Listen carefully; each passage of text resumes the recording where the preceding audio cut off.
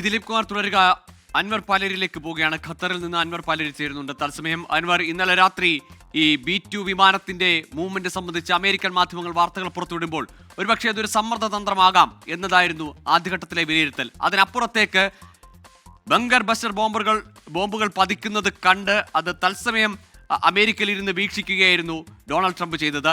ഏറ്റവും ഒടുവിൽ UAE ഈ അമേരിക്കൻ ഇടപെടലിനെ അപലപിക്കുന്നുണ്ട്, വിമർശിക്കുന്നുണ്ട്.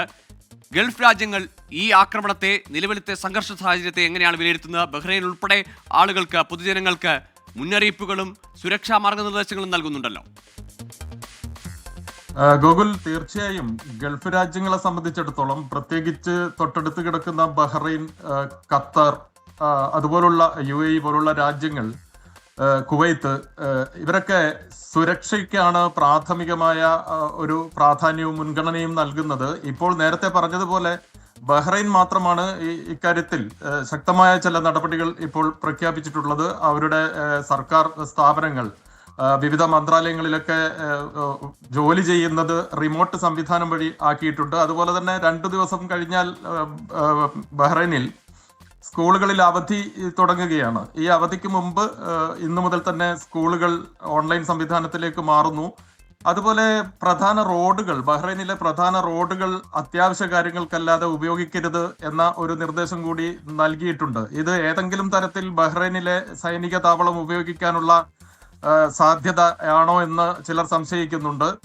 അതേസമയം ഇതുവരെ അമേരിക്ക നടത്തിയ ആക്രമണങ്ങളൊന്നും ഗൾഫിലെ വ്യോമതാവളങ്ങളോ അല്ലെങ്കിൽ സൈനിക താവളങ്ങളോ ഉപയോഗിച്ചുകൊണ്ടല്ല എന്നുള്ളത് ആശ്വാസമാണ്. അത് ഇനിയും അങ്ങനെ ഉണ്ടാവാൻ സാധ്യതയില്ല എന്ന് നമുക്ക് ഒരു പരിധിവരെ പ്രതീക്ഷിക്കാം. അതുപോലെ തന്നെ കുവൈത്തിൽ നിന്ന് ഇപ്പോൾ പുറത്തു വരുന്ന വാർത്തകൾ, കുവൈത്തിലെ പല സർക്കാർ മന്ത്രാലയങ്ങളും സുരക്ഷാ കേന്ദ്രങ്ങളാക്കി, അതായത് ബങ്കറുകളാക്കി മാറ്റുന്നു.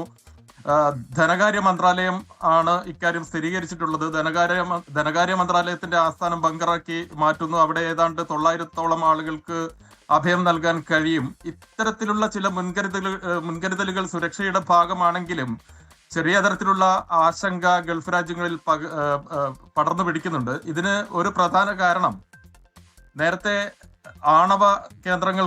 ഇറാനിലെ ആണവ നിലയങ്ങൾക്ക് നേരെയുണ്ടായ അമേരിക്കൻ ആക്രമണം, ഇത് ഏതെങ്കിലും തരത്തിലുള്ള ആണവ ചോർച്ചയ്ക്ക് കാരണമാകുമോ എന്നൊക്കെയുള്ള ആശങ്കയുണ്ടായിരുന്നു. പക്ഷേ ഇറാൻ അക്കാര്യം നിഷേധിച്ചിട്ടുണ്ട്. അതുപോലെ തന്നെ സൗദി ന്യൂക്ലിയർ ഏജൻസിയും GCC രാജ്യങ്ങളിൽ ഒരു തരത്തിലുള്ള റേഡിയേഷൻ അല്ലെങ്കിൽ ആണവ വികിരണം ഉണ്ടായിട്ടില്ല എന്ന് സ്ഥിരീകരിക്കുന്നുണ്ട്. എന്നാൽ പോലും വളരെ ജാഗ്രതയോടെയാണ് ഗൾഫ് രാജ്യങ്ങളെല്ലാം ഇപ്പോൾ മുന്നോട്ട് പോകുന്നത്.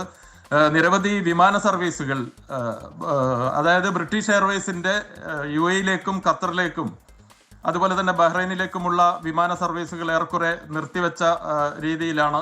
അത് അവർ തന്നെ, ബ്രിട്ടീഷ് എയർവേസ് തന്നെ അക്കാര്യങ്ങൾ അറിയിച്ചിട്ടുണ്ട്. പക്ഷേ ഇന്ത്യയിലേക്കുള്ള വിമാന സർവീസുകളെ ഇതുവരെ ബാധിച്ചിട്ടില്ല. ഇറാന്റെ വ്യോമപാത ഉപയോഗിച്ചല്ലാതെയും അവർക്ക് സർവീസ് നടത്താൻ സൗകര്യമുള്ളതുകൊണ്ട് തൽക്കാലം ഇന്ത്യയിലേക്കുള്ള വിമാന സർവീസുകളെ ഇത് അത്ര ഗുരുതരമായി ബാധിച്ചിട്ടില്ല. വിമാന സർവീസുകൾ മുടങ്ങുന്നുണ്ട്, പല സർവീസുകളും കാലതാമസം, സമയം വൈകി പുറപ്പെടുന്നുണ്ട്. ഇത്തരം കാര്യങ്ങളൊക്കെയാണ് ഇപ്പോൾ ഇവിടെ നടക്കുന്നത്. അതിലുപരിയായി ഖത്തർ ഗവൺമെന്റിന്റെ ഭാഗത്ത് നിന്ന് ഏതെങ്കിലും തരത്തിലുള്ള സുരക്ഷാ നടപടികളുമായി ബന്ധപ്പെട്ടോ അല്ലെങ്കിൽ അത്തരം കാര്യങ്ങൾ ബഹ്റൈനോ കുവൈത്തോ സ്വീകരിച്ചതുപോലുള്ള ഒരു നടപടിയെടുത്തതായുള്ള വിവരങ്ങളൊന്നും നമുക്ക് ലഭിക്കുന്നില്ല. ഇവിടെയുള്ള മാധ്യമങ്ങളും അത്തരം വാർത്തകളൊന്നും ഇതുവരെ